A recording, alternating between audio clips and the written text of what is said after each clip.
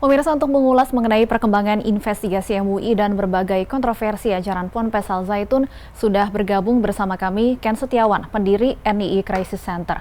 Dan kami juga masih berupaya menghubungi Wasekjen MUI Ihsan Abdullah. Kami sapa terlebih dahulu. Assalamualaikum, selamat sore Mas Ken. Waalaikumsalam, selamat sore Mbak. Baik Mas Ken, bisa diceritakan saat Anda masih menjadi bagian dari Al Zaitun, seperti apa sebenarnya keseharian santri dan ajaran yang berkembang di Ponpes Al Zaitun? Baik, jadi begini Mbak, kalau bicara Panji Gumilang dan Al Zaitun, kita harus melihat dua sisi ya, tidak bisa satu sisi. Karena Panji Gumilang itu, kalau kita bilang itu berkepribadian ganda. Bahkan kalau kita bilang lebih serius lagi, Panji Gumilang itu orang yang psikopat. Kenapa? Dia pinter mengemas sesuatu yang jelek itu menjadi bagus. Apa itu? Kan sejatinya Al Zaitun itu adalah negara Islam Indonesia. Dia meneruskan perjuangan NII di era Kartosuwiryo. Namun NII sendiri ini dikemas dalam bentuk pesantren. Jadi kalau di istilah kami itu dulu ada namanya gerakan teritorial dan gerakan fungsional. Gerakan teritorial ada gerakan bawah tanah, yang NI ini punya struktur dari RT, RW, lurah, camat, bupati, gubernur, sampai presiden. Nah, nyamin masalahnya ini negaranya masih numpang di NKRI. Nah, untuk menutupi gerakan NI ini, dibuatlah sebuah pesantren, namanya Gerakan Fungsional, yang di dalamnya juga adalah orang-orang NII, namun memang kita sadari bahwa tidak semua santri itu NI, Mbak. Jadi ada santri yang kita kategorikan korban promosi Al Zaitun. Tapi di dalam Al Zaitun, mulai dari muadhof atau karyawan, keamanan, termasuk eksponen, itu adalah orang-orang ini semua, Mbak. Begitu. Artinya semua ajaran yang berkembang di Ponpes Al Zaitun ini adalah paham NII yang diajarkan di sana, Mas Ken? Ya, untuk yang di NI itu, di grassroots semua diajarkan. Tapi kalau di Al Zaitun, dia ketika ada kunjungan dari siapapun, kita nggak boleh ngomong NI, kita nggak boleh bawa data NI. Jadi, ya, yang di sana ada sebuah kurikulum Kementerian Agama. Nah, yang tidak terpublish itu kan yang hidden kurikulum. Nah, ini yang terjadi, yang akhirnya banyak orang tidak tahu, hanya melihat sisi Al Zaitun bagus kok, bahkan toleransi, mereka menerima agama dari luar. Nah, ini yang saya sebut, Panji Gumilang itu psikopat, bisa menutupi keburukan kelihatan menjadi baik. Baik, dan saat ini kami juga sudah terhubung bersama dengan Wasekjen MUI, Pak Ihsan Abdullah. Assalamualaikum, selamat sore Pak Ihsan. Waalaikumsalam warahmatullahi wabarakatuh. Selamat sore Mbak. Baik. Mas Ken, selamat sore. Selamat sore, Assalamualaikum Kiai. Assalamualaikum warahmatullahi Ya, wabarakatuh. Pak Ihsan, tadi Mas Ken menyebut bahwa Al Zaitun sama dengan NII. Kalau hasil investigasi atau temuan dari MUI sejauh ini seperti apa? Dan apakah sudah ada rekomendasi yang dikeluarkan MUI dari hasil temuan tersebut? Ya, saya kira ini menarik karena ada Mas Ken diskusi ini. Yang pertama bahwa hasil penelitian Majelis Ulama Indonesia yang sudah terpublish sejak tahun 2002 itu sangat jelas ya bahwa Mahat Al Zaitun itu yang pertama adalah terafiliasi dengan gerakan negara Islam. Nah, dari mana terafiliasi gerakan negara Islam? Nanti akan kami sampaikan dari berbagai cara mereka merekrut anggota, ya, kemudian melakukan pungutan atas nama agama, ya, kepada para pengikutnya dan dieksploitasi sedemikian rupa, ya. Kemudian yang kedua, bahwa rekrutmen itu dilakukan dengan cara sembunyi-sembunyi dan Mahat Al Zaitun ini juga eksklusif, ya, tidak bisa kemudian kita datang dengan gampang atau dengan mudah menjangkau ke Mahat Al Zaitun, kecuali menjadi santrinya atau menjadi anggota dari Mahat Al Zaitun.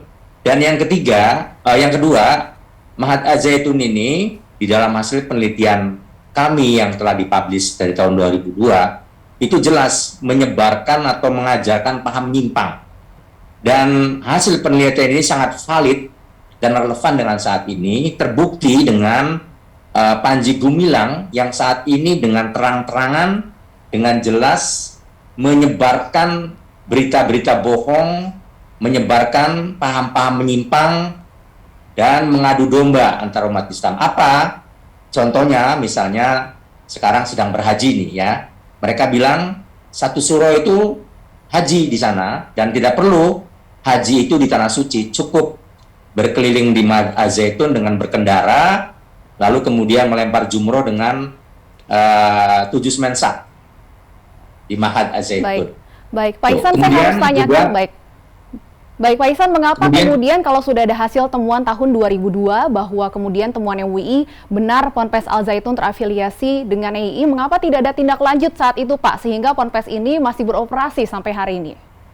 Iya, sebagai Majelis Ulama Indonesia sebagai organisasi moral ya, artinya kami ini gerakan moral, tentu hasil dari penelitian pengkajian MUI sudah cukup untuk memberi informasi kepada aparatus penegak hukum untuk melakukan tindakan-tindakan yang terukur, yang sesuai dengan hukum. Misalnya, pada saat ini ketika Panji Gumilang melakukan kebohongan, penyimpangan, dan menghina agama Islam, ya, dengan itu sangat jelas.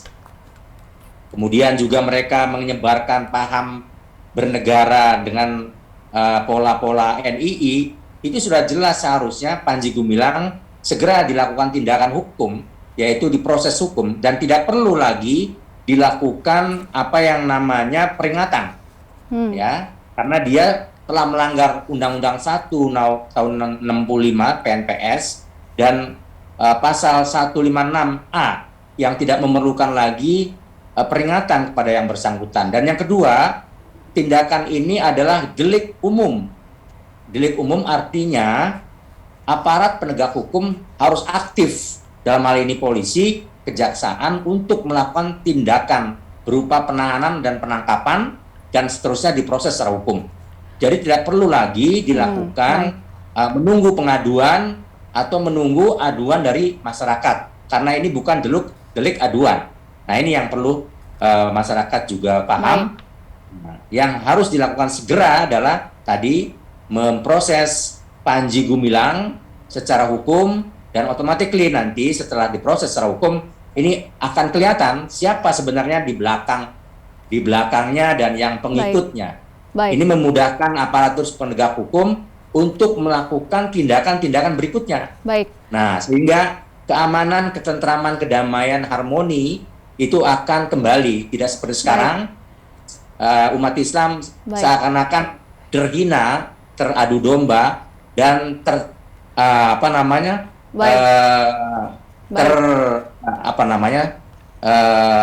tidak nyaman, tentram. Baik, ya, MUI merekomendasikan agar aparat penegak hukum segera memproses Panji Gumilang. Mas Ken, apa kemudian sebenarnya yang membuat sosok Panji Gumilang ini terkesan begitu eksklusif dan tidak tersentuh? Panji Gumilang ini kan pinter meyakinkan seseorang. Jadi pinter membungkus sesuatu yang buruk itu kelihatan menjadi baik. Tapi yang menurut saya juga penting bahwa MUI segera juga membuat fatwa kalau bisa. Karena penelitian yang lama kami juga berharap dulu ada fatwa, karena menurut kriteria 10 aliran sesat yang ada di MUI, ya ini sudah memenuhi unsur. Nah, sudah juga belum terlambat. Ini segera dilakukan fatwa, karena menurut saya juga Panji Gumilang telah menghina MUI kemarin bersurat, dan ternyata MUI ditolak dengan alasan Panji Gumilang dan Al-Zaitun sibuk sampai 2023. Ini kan penghinaan kepada ulama kita, termasuk juga Kementerian Agama segera menindak. Panji Gumilang ini tadi mengalami yang namanya kepribadian psikopat. Ini orang yang memang hebat sekali. Bahkan bukan hanya masyarakat biasa, pejabat kita, mohon maaf, dari istana juga tertipu dengan covernya Panji Gumilang yang kelihatan tampilannya bagus. Jadi ini bahaya sekali, karena kami dari NII Crisis Center setiap hari menerima laporan korban dari gerakan Al-Zaitun ini, bukan hanya ratusan, bahkan ribuan. Terakhir kami di Sumatera Barat 1157. Kurang apa lagi gitu kan. Kami nggak punya motif apapun, kami pengen membuka kebenaran ini supaya jangan sampai ada lagi tragedi kemanusiaan lagi menjadi korban Panji Gumilang, Mbak. Baik, silakan Pak Ihsan, apakah MUI akan segera mengeluarkan fatwa untuk meredam kegaduhan akibat Ponpes Al-Zaitun ini? Iya, fatwa sudah diterbitkan, Mbak dan Mas Ken, bahwa Fatwa nomor 38 tahun 2003 ini baru saja sudah diterbitkan oleh Majelis Ulama Indonesia, dapat diunduh. Intinya bahwa tata cara salat dan beribadah secara Islam itu tidak sama dengan tata cara yang dilakukan salat di Al-Zaitun yang mencampurkan antara jamaah laki dan perempuan, kemudian antara jamaah muslim dan non-muslim yang bercampur di sana. Kemudian juga saf yang berjarak seperti barisan militer, itu adalah bukan tata cara salat sebagaimana Islam ya, yang diajarkan selama ini salat. Ini adalah salat yang disampaikan sebagai tata cara salat Ma'had Az-Zaitun, yang seakan-akan ini dikatakan bahwa ini periode Mekah. Periode yang belum waktunya wajib salat. Sehingga salat itu hanya sebagai simulasi, salat sebagai pembelajaran, yang nanti apabila periode Mekah itu akan tiba, yaitu negara Islam jadi di Republik, baru itu waktu salat. Baik, Pak Ihsan, untuk penegasan artinya ajaran sholat dan sebagainya di Ponpes Al-Zaitun ini berdasarkan fatwa MUI adalah haram? Haram, ya. Baik. Jelas, ya.